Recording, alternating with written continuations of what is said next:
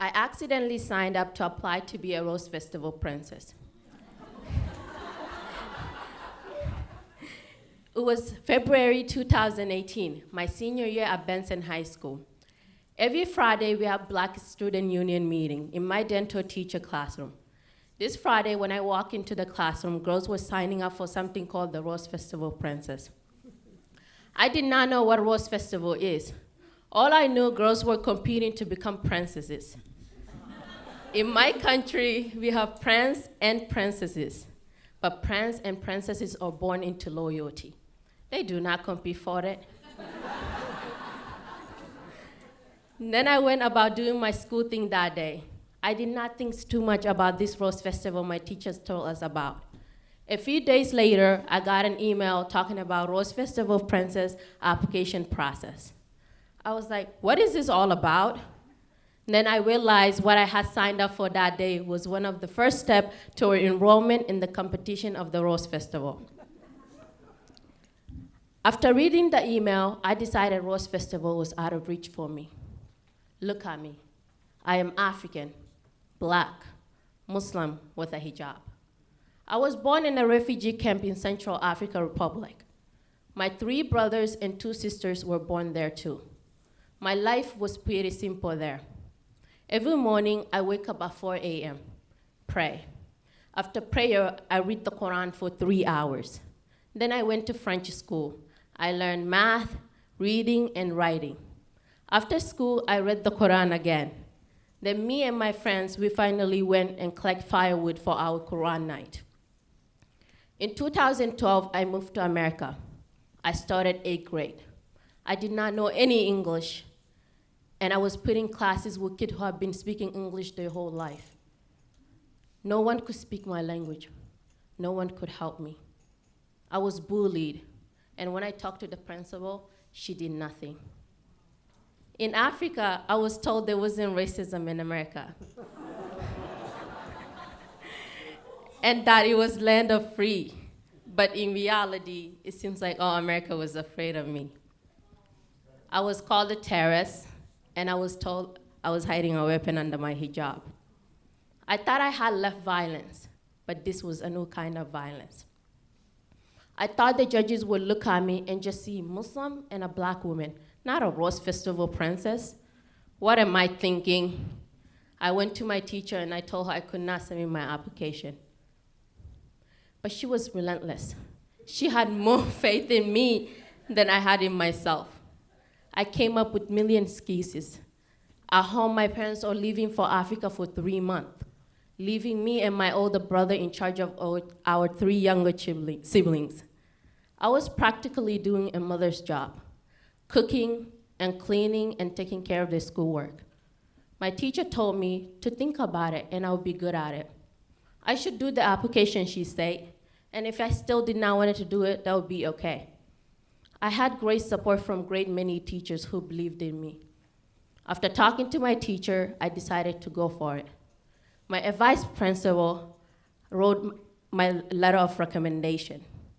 And my dental teacher and BSU advisor, Ms. Jameson, helped me with my essay and application. She took me to wherever I needed to go and helped me understood what I needed to do.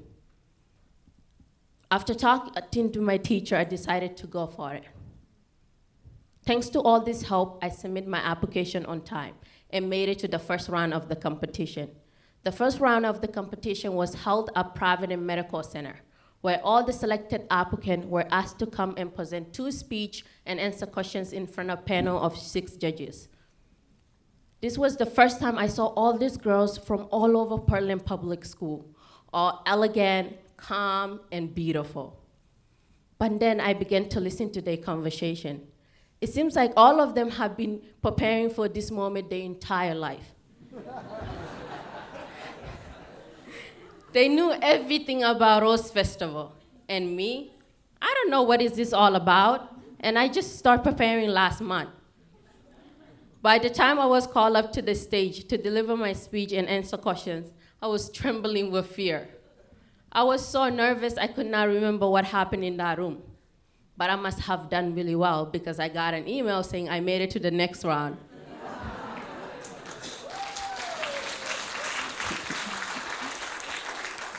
For this round, I needed to deliver my speech to the entire school body, the student, the teachers, and the staff. And then the princess would be voted by the students. I had 2 weeks to prepare. I was terrified that I wasn't going to be ready. And then my friend told me she had overheard someone saying, I would not become a Rose Festival princess because my English wasn't good enough. At first, I pretended I did not hear the story. But I could not stop thinking about it. I was frustrated with people telling immigrant and refugee that they cannot succeed. What did this person know about me? Yes, they knew I was an immigrant. But did they know my GPA was much better than the GPA required for a Rose Festival princess? Or that I have over 100 hours of community service when the Rose Festival princess needed only 20? After hearing that, I became determined not to give up. I had to be a good role model for my siblings and the ESL student. I told myself I was going to do this, and I was going to do my best. I decided to practice really hard for this speech and give the best one I could. I would practice on the tryment while you're cooking and cleaning at home. I would practice in front of my teachers by asking them to listen to my speech. Even in front of my classmates, I practiced. I remember stopping the security guards during school hours and asking them to listen to my speech. So I had more practice. My favorite one was practicing before and after I did my prayers. As a Muslim, I pray 5 times a day. That was really helpful, and I am grateful I have that in my life. The night before the speech, my parents were still not back home from Africa. I talked to my older brother. He told me, just go and do it. And he added, they're not going to kill you or eat you. Just go and do it. My parents called me at 2 a.m. from Africa. They told me to go out there and do my best. And if I did not win, that would be okay too, because either it's meant to be or not. They told me to put my trust in God, and I did what they say. In the morning, I went to school with my head held up high, even though I felt rotten inside. I did not eat that day at all because I thought I was going to vomit.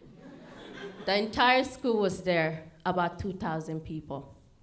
Before I walked up to the podium, my vice principal told me to take a big deep breath. I took a deep breath and started my speech. I had 1 week between the speech and the announcement. When the Rose Festival people came back to announce the winner, the auditorium was full. Everyone was dressed up.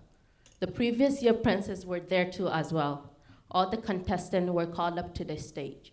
It was time to announce the 2018 Rose Festival princess from Benson High School. The announcer opened the envelope and said, the 2018 Rose Festival princess is Mariamou Abdoulye.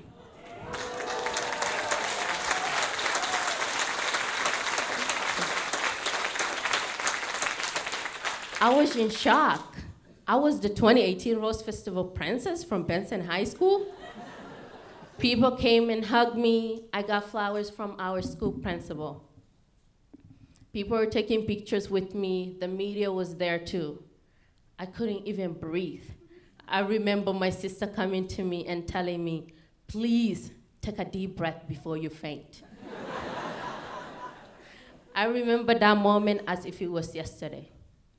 Sometimes I still cannot believe that I was the 2018 Rose Festival princess from Benson High School. And ended the school year, I graduated with 4.0 GPA.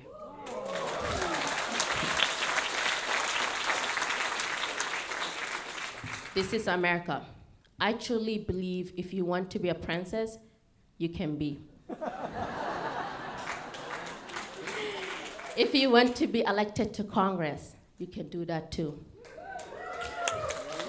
As long as you believe in yourself.